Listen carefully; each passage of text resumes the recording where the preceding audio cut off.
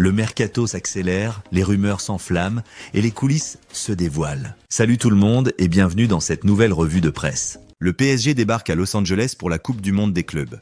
Fraîchement couronné en Ligue des Champions, le Paris Saint-Germain a mis le cap sur les États-Unis. Ce mercredi matin, heure française, les hommes de Luis Enrique ont pris leur quartier à Irvine, au sud de Los Angeles, pour y entamer leur préparation en vue de la toute première édition de la Coupe du Monde des clubs Nouvelle Formule. Le club de la capitale a emmené un groupe de 24 joueurs, dont 19 ont décollé de Paris mardi en fin de journée à bord d'un jet privé. À leur arrivée en Californie, 5 autres coéquipiers les ont rejoints après avoir voyagé depuis d'autres destinations. Marquinhos, Beraldo, Pacho, Lee Kang-in et Donnarumma. Une logistique millimétrée qui montre l'ambition du PSG dans cette compétition historique. Mais un nom manque à l'appel, celui d'Ilya Zabarny. Le défenseur central ukrainien, annoncé depuis plusieurs jours dans le viseur parisien, n'a pas pu finaliser son transfert à temps.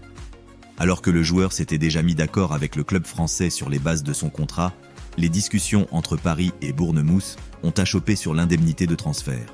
Le PSG proposait autour de 50 millions d'euros, tandis que le club anglais en réclamait près de 75. Faute d'accord avant la deadline, Zabarny reste pour l'instant en Premier League. Le PSG reprendra l'entraînement dès ce mercredi sur les installations de l'Université de Californie à Irvine avec des séances quotidiennes à huis clos pour préparer au mieux leur choc face à l'Atlético de Madrid prévu dimanche à Pasadena.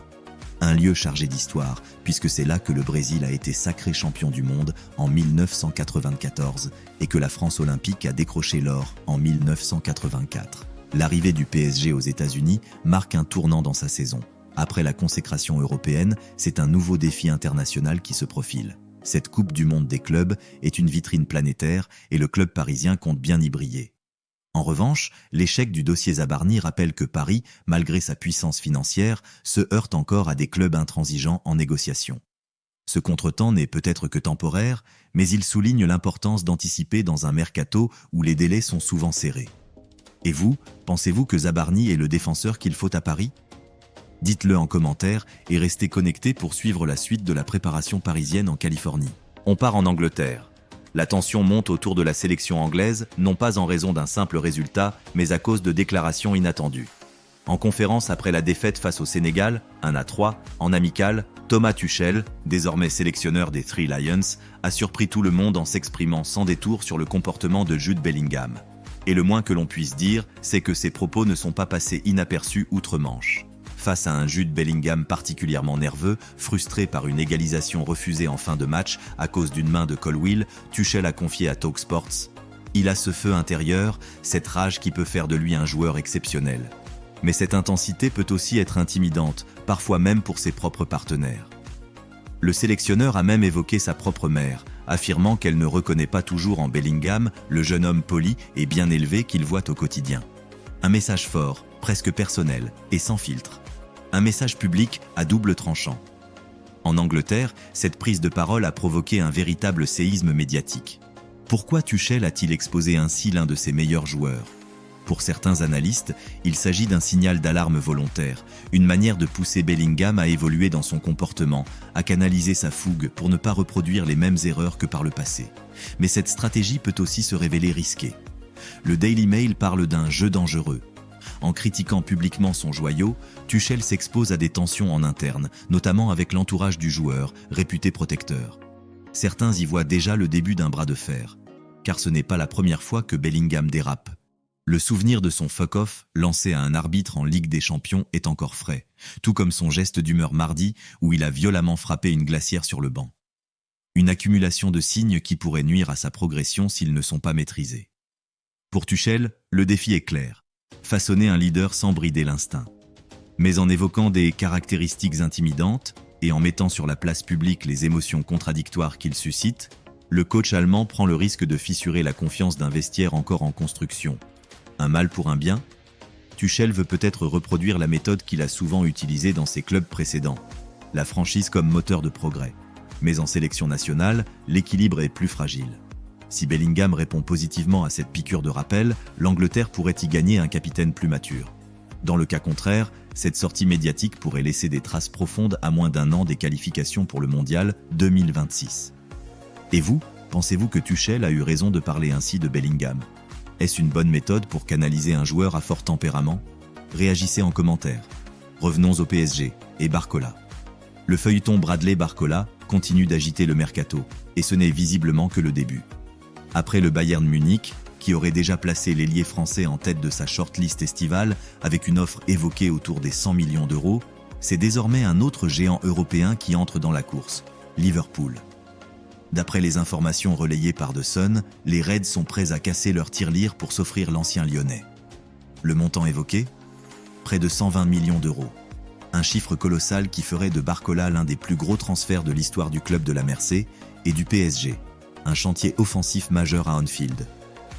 Après avoir sécurisé Florian Wirtz pour 150 millions d'euros, Liverpool ne compte pas s'arrêter là. La stratégie est claire. Reconstruire une ligne d'attaque redoutable autour de Mohamed Salah, Wirtz et potentiellement Barcola. Pour cela, le club envisagerait de faire le ménage en se séparant de Darwin Núñez, Luis Diaz et Diogo Jota, si des offres jugées satisfaisantes arrivent. Côté PSG, une position claire, mais pas inébranlable. Bradley Barcola, recruté il y a à peine un an pour 45 millions d'euros, fait partie des jeunes sur lesquels Luis Enrique souhaite s'appuyer. Malgré une fin de saison marquée par une baisse de temps de jeu, notamment à cause de l'arrivée de Kvaratskhelia, le technicien espagnol continue de croire en lui. Mais face à une proposition proche de 120 millions d'euros, difficile d'imaginer que le PSG ne prenne pas le temps d'y réfléchir. Le bon moment pour vendre? D'un point de vue financier, l'opération serait brillante pour Paris. En un an, tripler la mise sur un joueur de 22 ans représente un coup de maître, à condition de pouvoir le remplacer efficacement. Car Barcola, malgré une saison en demi-teinte, reste un profil rare, rapide, imprévisible, capable de déséquilibrer à tout moment et de s'intégrer dans plusieurs systèmes de jeu. Côté Liverpool, cette offre traduit une volonté de renouveler totalement le visage offensif de l'équipe après une saison contrastée. En associant Barcola à Wirtz et Salah, les dirigeants des Reds cherchent à miser sur la créativité, la jeunesse et la verticalité. Mais l'enjeu est aussi de convaincre le joueur, qui ne serait pas insensible à l'idée de rejoindre un projet aussi ambitieux, tout en sachant qu'il n'a pas encore tout montré à Paris. Alors, le PSG doit-il céder Barcola maintenant, ou continuer à bâtir autour de lui? Liverpool va-t-il réussir à déloger l'un des talents les plus prometteurs du championnat de France? Donnez votre avis en commentaire. On part en Amérique du Sud. Messi à James Rodriguez. Tu parles beaucoup. Nouvel échange tendu entre légendes sud-américaines.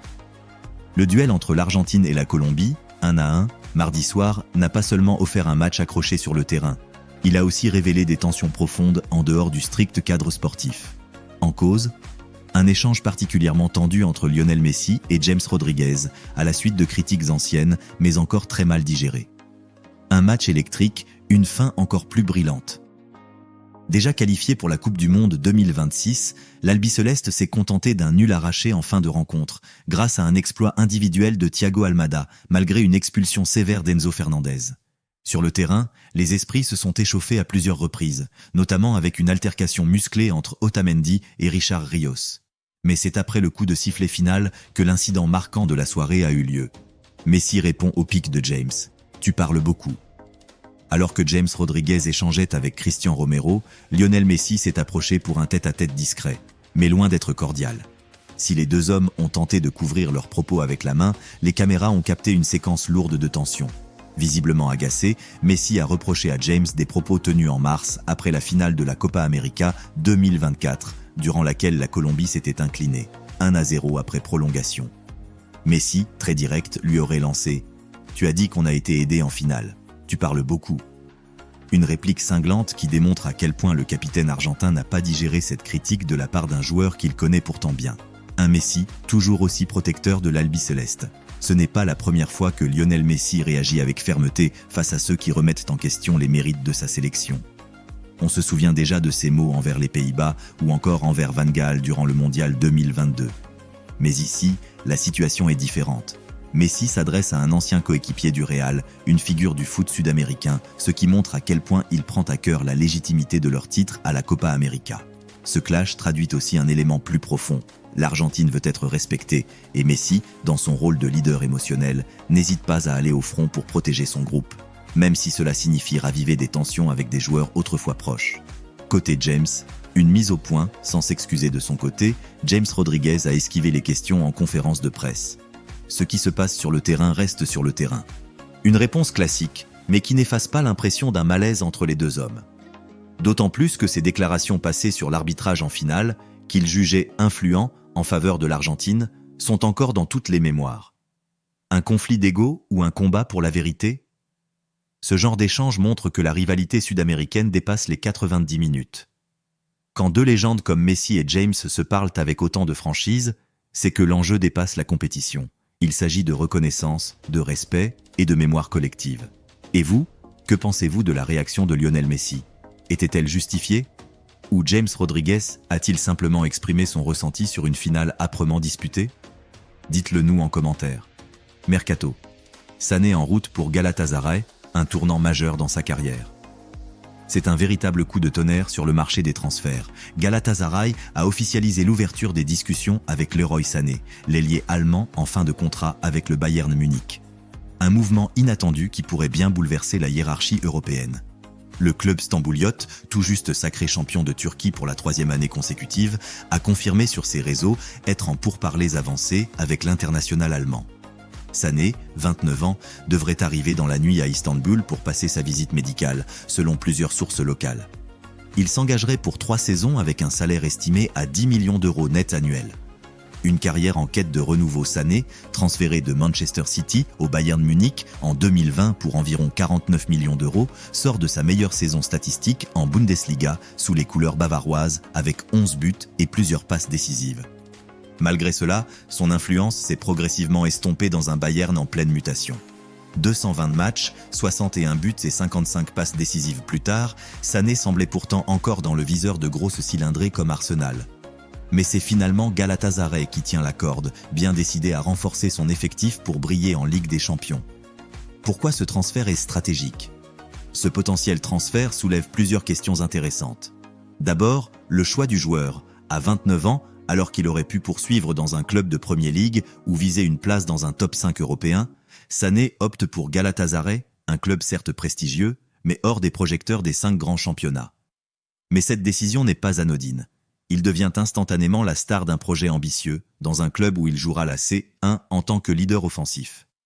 Financièrement, l'offre est très solide, et sportivement, il pourrait retrouver un rôle central qu'il avait perdu à Munich. Côté Galatasaray, c'est un énorme coup. Après Mauro Icardi, le club continue de bâtir une équipe aux standards européens. L'arrivée de Sané peut aussi attirer d'autres grands noms, renforcer l'image du club à l'international et élever son standing sur la scène européenne. Selon vous, Sané fait-il le bon choix en rejoignant la Turquie à 29 ans? Est-ce un tournant ambitieux ou un départ prématuré de l'élite européenne? C'est la fin de cette actu. Le PSG entre dans une nouvelle dimension avec cette Coupe du Monde des clubs et tous les regards seront braqués sur Los Angeles. Restez connectés car la suite s'annonce explosive. Pensez à liker, commenter et surtout à vous abonner pour ne rien manquer des prochaines vidéos. Merci à tous et à très vite pour une nouvelle revue de l'Actu Foot.